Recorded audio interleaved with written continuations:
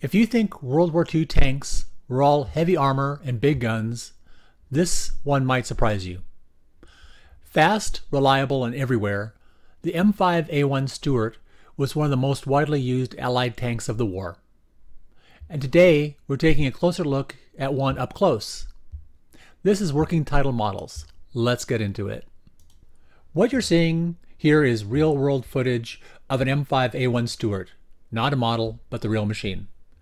Pay attention to the size. This is a light tank, and you can really see that in the proportions. Low profile, narrow hull, and a compact turret. Everything about this vehicle was designed for speed and reliability. The M5A1 Stuart entered service in 1943 as an improved version of the earlier Stuart tanks.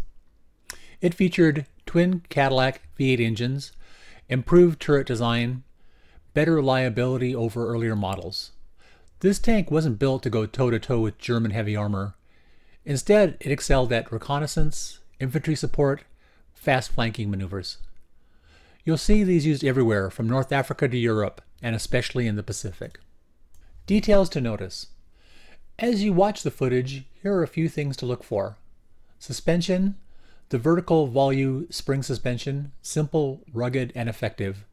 Tracks and road wheels. Narrow tracks compared to later tanks, great for speed, not ideal for mud. Turret armament. The 37mm main gun, small by late war standards, but adequate early on. Surface detail.